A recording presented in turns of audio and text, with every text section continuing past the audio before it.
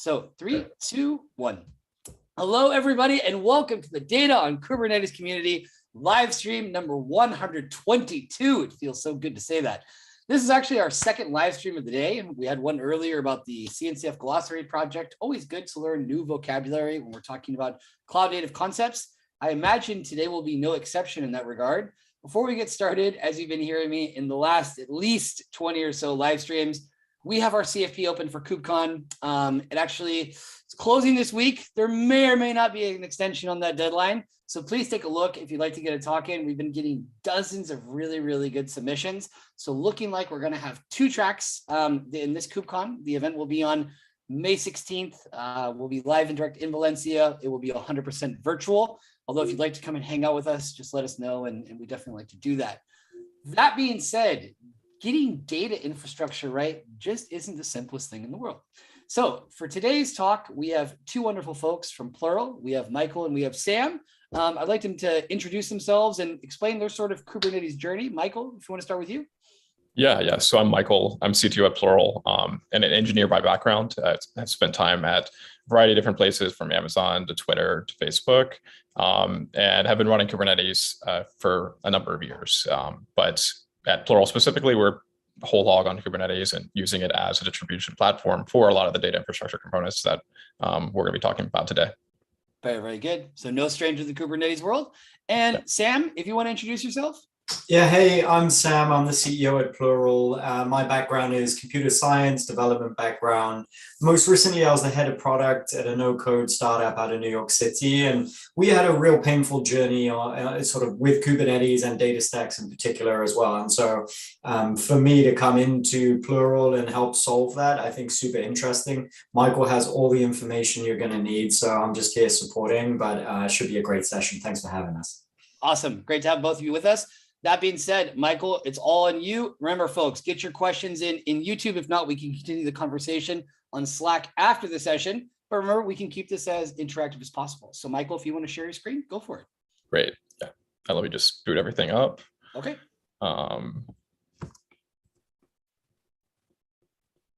Sorry. It's all good. While we're getting started, I'm also going to put the link to Plural.sh, so that if folks have not checked it out yet, that they can certainly do so throughout the course of the session.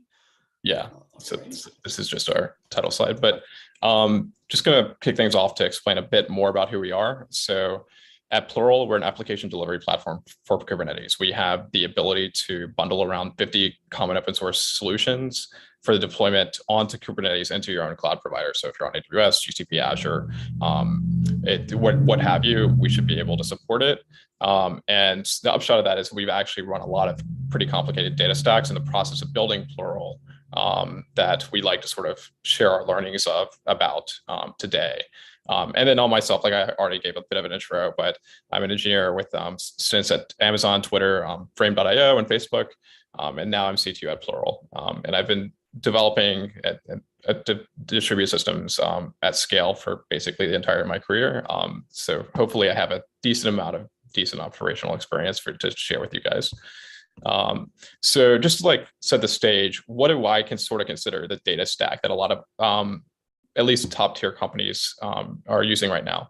It looks a little bit like this. So at the very bottom layer, you'll have a data warehouse, and some of the common open source solutions that have gotten a lot of traction now are things like ClickHouse, out of Yandex, Presto, and Delta Lake. If you just want sort of a Spark-based data warehouse, you'll need to have some degree of at-scale batch processing. Spark is the best one, but some people still run Hadoop.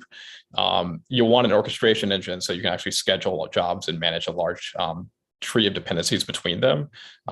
Dagster is going to be like one of the more interesting newer variants, and obviously Airflow is kind of the standard. And then there's a visualization layer on top. So like once you've got the data in a presentable fashion, you still need to have like a BI team query it. And some of the open source tools for that are Superset and Metabase, but there's obviously also Looker. Something that's also, I think, might be a little bit put to the side or like solved by a different part of your organization, but all of these have high security requirements. So anything that's going to be touching like proprietary company data is going to require security and compliance.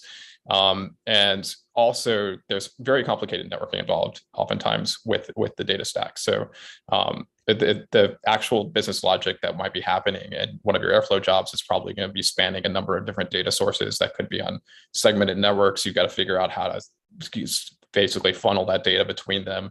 And then if you go into pretty complicated enterprise use cases where they might have data spanning like multiple clouds or in an on-prem environment as well, implementing security and like coherent networking in that environment is really quite challenging.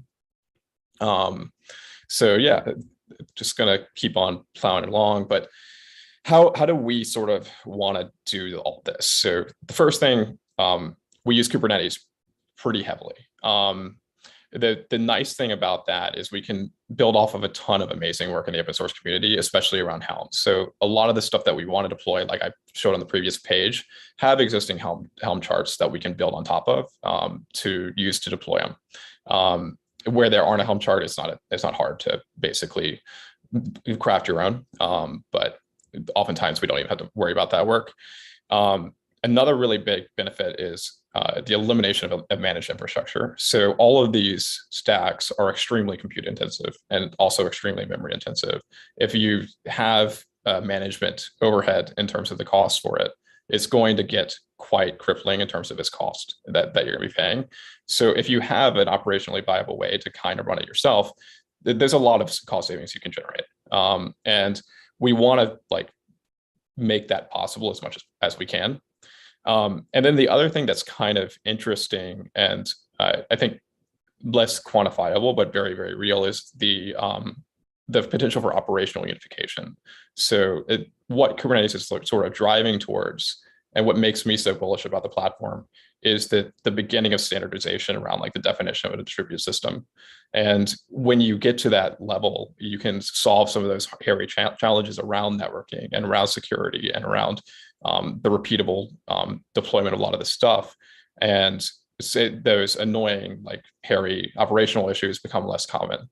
And like I was previously talking about, specifically on the network at layer, if you have that very consistent operational environment where all of these different stacks are running, it becomes much easier for them to communicate with each other. So one use case what we currently have with a number of our deployments is the ability to schedule Airbite jobs within Airflow. And it's non-trivial because Airbite has no authentication. If you have them on separate networks, you really have no secure way to communicate with the Airbite API. But if you can deploy them all into Kubernetes, use Kubernetes network policies to apply security on top of it, you can get around that lack of authentication and still have enough security to competently run it in production. Another big thing that we use is GitOps very heavily. So if you think of like the full complexity of deploying a lot of these stuff, there's just so much configuration. It's basically the equivalent of managing an entire code base. And so you need that version control to be able to understand the full state history that's happened. The other nice thing that you get is like by it just being like in a fully like consistent local environment, you don't have to, you get a little bit less worry about like an external system or a service that might be provisioning it via an API going down. You can always fall back to local, which is really, really nice. But the biggest thing is version history. Like if you're going to be customizing, if you're going to be doing any sort of change on these systems, you need to know exactly what happens at each given point in time at which a change occurs. And then another thing that I think people miss out on, but it's actually extremely crucial, is operational tooling needs to be web-based. There's two big things for this. Like you have engineering churn that you'll end up if you run anything yourself, you're going to have to be planning for the potential that your current team is going to be replaced by a new suite of engineers, and they are not going to easily be able to like figure out your bash scripts. They aren't going to want to read into your CLI code. They will be able to learn a user interface if it's relatively well designed. So that the ability to hand off to new talent is really, really important, and it's at least solvable by a web-based UI. The other thing is response time is like so much quicker if you actually have web-based tools. This is something that I actually really saw at my time at Facebook. The top like foundation teams at Facebook all would basically at any time there were major issues at the web tier or like at the data layer or anything like that, they would have some internal web UI that could repeatably solve that issue. And that was basically became the gold standard of like, we've understood this problem and we can figure it out. So yeah, those are like kind of our biggest mantras and how we're going to want to operate. So the big things that we've seen as challenges with running like a large suite of self-hosted data stacks. The first big one is upgrades. And this might be another thing that people don't fully understand. But the biggest thing that makes upgrades really, really challenging is dependency complexity. Kubeflow is probably the biggest example of this. Kubeflow has probably about like 15 or so deployments underneath the hood that's running, alongside the need for Knative and Istio, plus obviously Kubernetes version dependencies. And so if any of those change within your cluster, your entire Kubeflow deployment can break. And so managing that upgrade lifecycle is extraordinarily difficult. And the reality is it's going to require some manual effort. We basically have to do manual validation in all of our target clouds before we bake an upgrade and deliver it. And then obviously you end up having manual effort in terms of tracking security patches and tracking new versions that are published to the upstream open source project. Another really challenging thing is figuring out how to make everything secure. So a lot of open source actually has a pretty bad story around as security. I kind of hinted on this with Airbite, but they are not the only offender. A lot of them have basically no login whatsoever, so they don't have any solution for authentication. Where they do have it might be either gated into an enterprise plan or it's just not properly implemented. So oftentimes, as a part of like trying to get one of these things stood up, we have to really dive deep into how they manage their authentication layer and either augment it with something like OAuth2 proxy, or just like read the docs enough that we can actually find something that's suitable. The other thing that's kind of complicated is this software supply chain management of your solution. So we have to implement image scanning to make sure that we understand any vulnerabilities that might be in all the Docker images. Is very common that base images are actually kind of riddled with vulnerabilities, and eliminating those is not a trivial thing. This is very common with Python images as also, by the way, like that seems to be the biggest thing we've seen. But and then implementing network security is still surprisingly difficult. Service meshes kind of are meant to be the solve for this, but we've seen compatibility issues when you start really pushing them, especially in weird interactions with database operators is where the things really start to break down. The database operators oftentimes will shell into pods manually, and if that interaction has deleterious like interplay with the service mesh, and it would break the ability for the operator to properly spin up the database. But a lot of these things we're seeing becoming more and more iteratively improved as a lot of these tools mature. And then once you've like spinned up all this stuff, the integration of different tools still is actually quite manual and tricky and will require a little bit of thought. So like I mentioned, the shared network layer is a really big win there. That's why like a big thing that I started getting more and more bullish about Kubernetes is that consistent operational environment and the ability to have like some sort of holistic security profile for all of your applications. But realistically, that's still not going to be a full solve. There are a ton of other applications that you really need to manually integrate. And there's not really a true infrastructure level solve for that. There's a couple of other things that I think people might think are really hard, but I don't think they're actually as hard as people think anymore. The first one is scale. So I think we basically sort of figured out how to do scale. And with the right infrastructure, it's pretty easily. So like you're going to use your Kubernetes deployment or your Kubernetes stateful set, and you just tune that replica to, in wherever n is appropriate for the amount of traffic that you're getting. And we have extraordinarily powerful auto-scaling constructs as well now. It's not the hardest thing in the world to do. The caveat, obviously, is if you're running really large scale, like geo-replicated transactional databases, obviously you're doing something pretty amazing, but you're probably going to also buy that. So even that's something that like scale is not like the thing that I think is the hardest thing on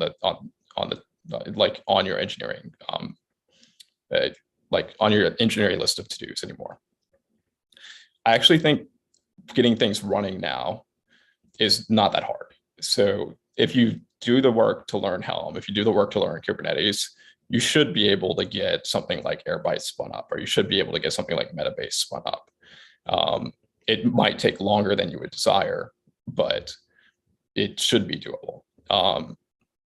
That said, like if you're coming entirely from scratch, the ramp time to learn Kubernetes is still, on the order of months. So it's not entirely trivial, but we should be kind of aware that the infrastructure world has matured a ton, and the ability to install applications in the cloud is actually really, really good now, in a way that it wasn't before.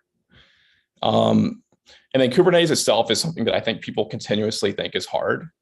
And I actually don't think it's as hard as people I think they're making it harder than it seems. So the API is obviously huge, but realistically, you're going to be reusing a couple of very core components over and over again. You're going to use a lot of deployments. You're going to use a lot of stateful sets. You're going to need to learn config maps and secrets and the details of network policies and stuff like that. And that'll get you to like 90% of your use cases. It's not it's something you have to learn, but it's not ultimately that hard. The challenge is oftentimes the world around Kubernetes. So there's 20 different ways that you can manage Kubernetes manifests, and there's 20 different ways that you can deploy a dashboard on Kubernetes. So creating that opinionated tool chain of what you're going to use and commit to it is really the big thing that you need to do. And going down that rabbit hole is, I think, where a lot of people churn out in their Kubernetes journey. Another thing is you should just use a managed control plane. There's no world right now where if you can basically get a control plane for free from Amazon, where you should be running that yourself. You can get some minor wins, obviously. Or if you're deploying Kubernetes at insane scale, maybe cluster API is the right way for you to go. But that's definitely a thing that makes Kubernetes a lot less hard in the current world. And there's again a caveat. On-prem environments are actually very hard for Kubernetes. So if you're running Kubernetes on-prem, I feel your pain. We've been trying to figure that out as well. It can be extraordinarily difficult. And if you're running a Kubernetes where you don't have all the network constructs that you have in the cloud, also extraordinarily difficult. And I totally understand why that's something that people consistently feel is a challenge. But Kubernetes on the major public clouds, I think, is an overrated challenge that people might be a little bit misconceived about. So why do we think that we found some benefit from this approach? So the first big thing is we're seeing incredible cost savings against especially the managed service layer. So you can actually run the math if you were to go to a lot of the managed services that you might perceive to want to buy, and it's usually going to be a 40% plus markup to the compute underneath it. And if you're doing large scale batch processing where you're going to be really constantly, using that markup, it's gonna really cost you. So that's definitely a huge thing. The security model is also really quite amazing. It doesn't go entirely just on the side of intercommunication between dependent services. There's also privacy and compliance that you basically get a completely different way of operating as a result of. It's stuff like post hog or chat where you can even have strong compliance and privacy around product analytics suites is a very interesting especially if you start talking about GDPR environments or things like that.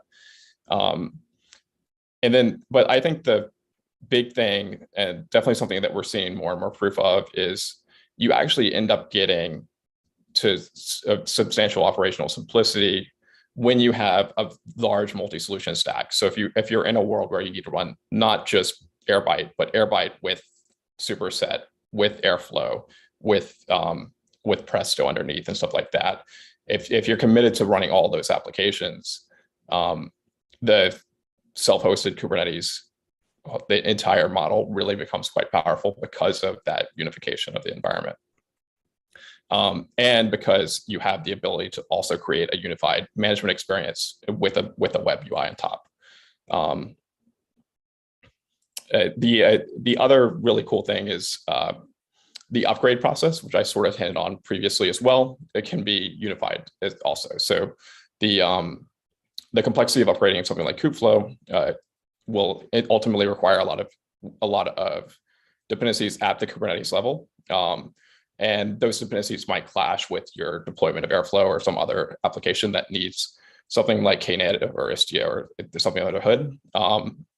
So if you can very easily unify it all into a single platform, you can very easily do that diff check between the dependencies of all the applications and validate that they will actually be upgradable at any given time. Yeah, so this is kind of the end of the stuff I was going to mention, but we are building a lot of what I'm talking about at Plural. You can play around with any of it. It's completely open source and free to use. We'd love if any of you guys to play around and or contribute, or just chat with us on Discord as well. But if there's anything people want to ask questions about things that we've been doing or any of these learnings, feel free to shoot a comment or a question. So, yeah. Regarding the point that you mentioned earlier about tooling, and I think that, like you said, is that a lot of times this can kind of bog people down and get overwhelming in terms of, where they should go. We've had, once again, we've done over 120 live streams. We've had a couple that have just focused on, top tools of 2021 or things of that nature. In your case, what have been your go-to resources? What recommendations might you have for folks so that that journey doesn't become so painful? Yeah. I mean, so you need to know like what your specific requirements are. In our case, we have a unique set of requirements that we were able to know up front. So we're basically crafting Kubernetes deployments for other people to use. So we want to be using the tools that are going to be the most widely adopted and have the lowest chance of someone picking it up and not being able to understand how to use it. So Helm was the de facto standard there. The other nice thing is because we are going to be building so many applications on Kubernetes, like something that has the largest ecosystem of existing like pre-built stuff is also the biggest win for us, so that we can build on top of it and reduce as much repeated work as possible. The reality is Helm has its limitations, and I don't necessarily think it's the right fit for everyone, and they should obviously be willing to know that. But the reason, the one thing I'll also mention is like ultimately, these tools are effectively all isomorphic. They're all just basically tools to generate a list of YAML files. So just make a decision and commit to it. And it'll probably be just as right a decision as anyone else if you have at least some reasonable justification. But you shouldn't like have each of your engineers have to go through that journey again and again and potentially churn out or potentially feel like it's just a waste of their time. Agreed. Good points there. And like you said, that, the only wrong decision is not making a decision is all, got to take some step forward at some point. Another thing that, that's come up in a couple of other instances is, the importance of security, that, guardrails that don't make this a day 2 thing, that this should be day 0. And one of the things that came up a few months ago is the amount of vulnerabilities that arise from misconfigurations. Anything to comment on that? Yeah. So that's pretty huge. And it's definitely something that we're really trying to solve for here, because misconfiguration oftentimes, in my experience, is ultimately downstream of lack of engineering bandwidth. So it's someone who's like trying to figure out how to install Airflow, bangs on it for like a day at a time, and it just like literally can't get it to work, right? So they'll ultimately create like a subpar setup, and that will create security svulnerabilities. That could be something like not integrating it with their enterprise's OIDC provider. It could be deploying it in a sub-resource manner, so like it has availability concerns.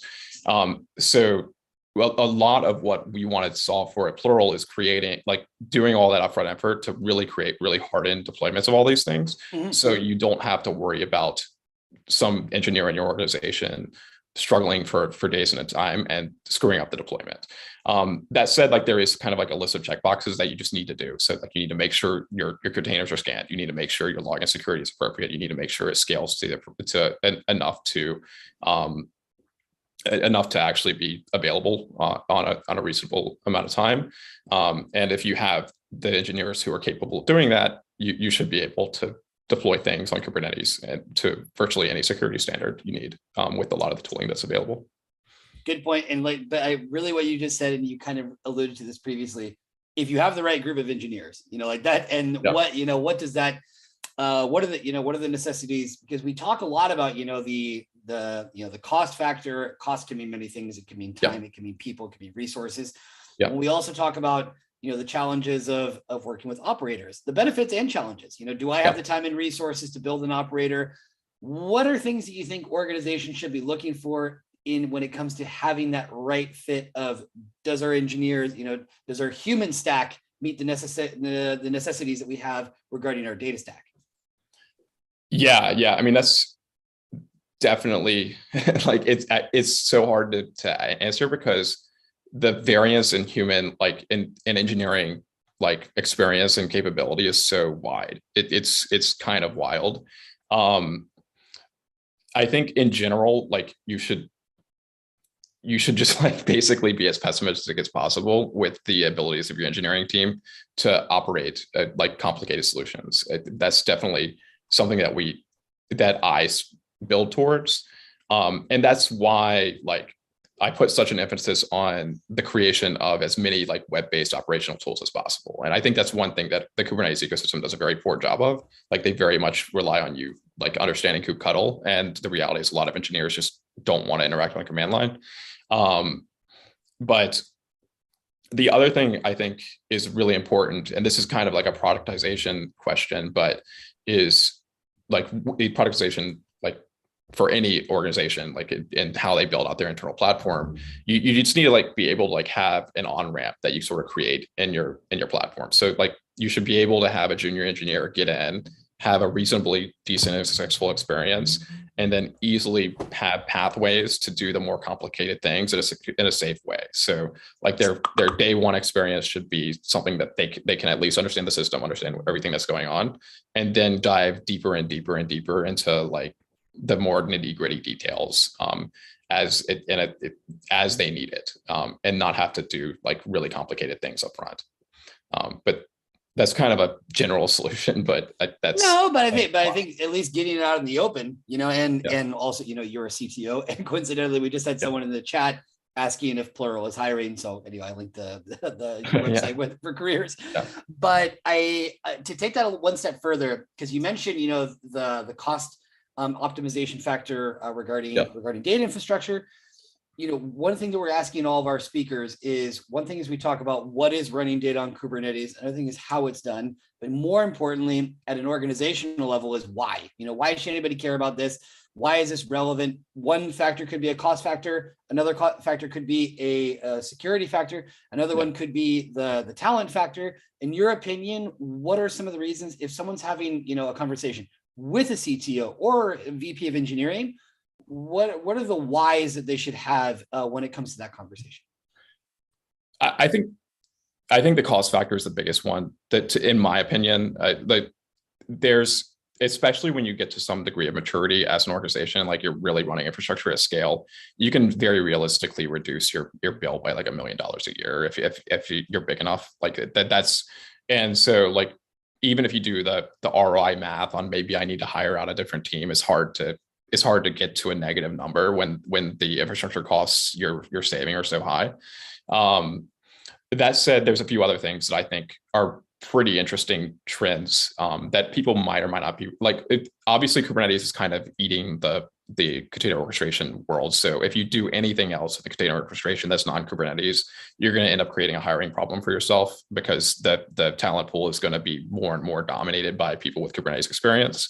That's you should definitely, there might be some that have better usability profiles out there, like Nomad, but the reality is it doesn't matter if you have to retrain someone. So that's a big concern. The other really interesting thing is I do see the emergence of the next breed of SaaS product being open source and having a self-hosting component.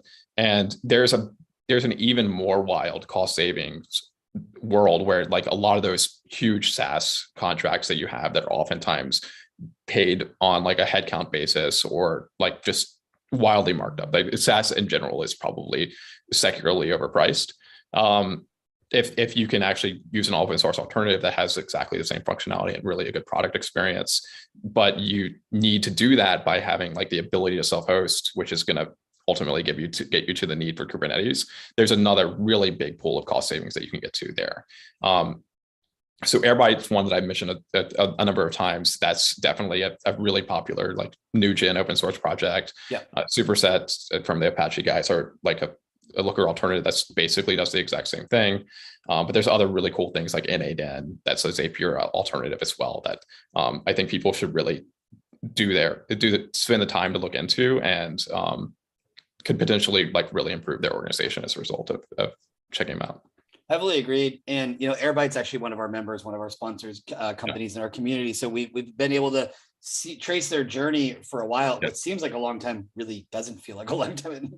And the incredible growth, also the investment rounds speak for themselves. Like you said, I think it's very fair to see that trend, that shift, and also that there's a business case behind this. And that's also why we want to get this question out there about, why run data on Kubernetes, because as the saying goes, if it doesn't make dollars, it doesn't make sense. And so it's really nice to hear your perspective on that. Let's see other things. Oh, one other thing on that. Go ahead. Yeah. So like I was mainly talking about cost optimization, but this is very much dependent on like what environment you're in, but like the network segmentation problem that I had touched on a number of times is huge. So if you have on-prem data, for instance, there is no realistic way in which you can get that data into the cloud without paying an insane amount of money. And the reality is it's probably easier to move the application now than it is to move the data. So like the portability aspect of Kubernetes is actually incredibly powerful for organizations that have gotten themselves into that degree of tech debt. And like that's another thing that we really want to see like more and more like people unlocking Kubernetes potential around. So yeah. Good. Good points all around. Like you said, this change is happening quickly. The territory is very much being controlled now, and like you said, which means the talent is going to be shifting in that area. Yeah. That being said, just because it did come up in our chat, what roles, what kind of folks are you looking for in Plural? What kind of a team are you looking to build? Yeah. So we have two like sort of classes of software engineer role that we have available right now. So the first one is sort of a full stack role that's focused primarily on React, but we also have a server-side component built in Elixir. So if there's, for whatever reason, some Elixir devs on the call, definitely hit us up. It's kind of a niche language, but we like it a lot here. And then we're basically packaging as many open source things as possible. So we have like a laundry list of currently like 20 things on our backlog, like caching for fault, a VPN, there's a ton of other stuff. So if you have experience on Kubernetes specifically and want to be like building deployments of a lot of the open source tools that you might have been using, or might want to be writing some interesting operators to do things like injecting OAuth proxies into applications and stuff like that. Absolutely hit us up as well. We have a ton of need on that side as well. There's also like we're building entirely open source. So people who might have experience in the community management area or something like that, we would also be really interested in talking to. Good. All right. Well, I think this is very, very nice to get to know both your experience, which is very solid, speaks for itself, and also getting to know Plural a little bit more as a company. But in a broader sense, getting these challenges out there that as you rightfully pointed out, are tons of organizations are facing these. And a lot of them, once again, they know this is where they have to be, but how can we get there? As an organization, do we really understand the needs? And like you said, I think the main thing is being proactive. In that sense, as a technologist, what are your go-to resources? Like, and there's no silver bullet, but I'm just curious, your personal favorites. Stack Overflow, 100%. Stack Overflow and Google. You can find everything that way. I'm not always the best person to ask. Like I somewhat have the luxury of like when I see some sort of technology, I can oftentimes sort of understand how it's implemented, because I've seen all this stuff implemented before. But if you know how to navigate Google, you should be able to figure out how virtually any of these things work. So that's what I would say. Yeah, I think the driving force behind that is persistence. That it's not something that you're just going to find all at once. Yeah. And that, you know, it is going to involve somewhat of a constant struggle. Very good. Well, Michael, this was fantastic. Before we wrap it up, just want to thank you very much for the presentation. You've got, folks, you got all the links in the chat on YouTube, and also we'll be putting everything else in Slack.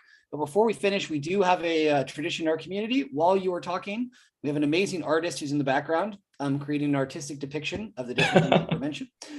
His name is Angel, and he's very good at what he does. So we'll be also sharing this. It's a nice thing to have as a visual summary of the different things that were mentioned. I really liked how concise the presentation was, how practical it was. So I'm sure lots of folks are going to be enjoying this. You're pretty easy to find on Twitter and LinkedIn, as is Sam. Anything else we should know on the Plural side about any events coming up, any news, anything we should be aware of? So we've officially publicized our seed round this week as well. So you should be able to find some news coverage of that. But otherwise, best way to sort of follow us should be on Twitter, or to hit us up on Discord. And like I said, if you guys want to spin up something like Airbite or Superset on your own Kubernetes cluster, you should feel free to use Plural to try it out. And we would be welcome. We would love any feedback or comments that you might have about the experience. Very good. Well, there you have it, folks. Very open, easy to get in touch with. And anyway, very nice having you. Hopefully have you in another session. Also, maybe fingers crossed for KubeCon. But yeah, that should be it. Thanks very much, Michael. Have a good one.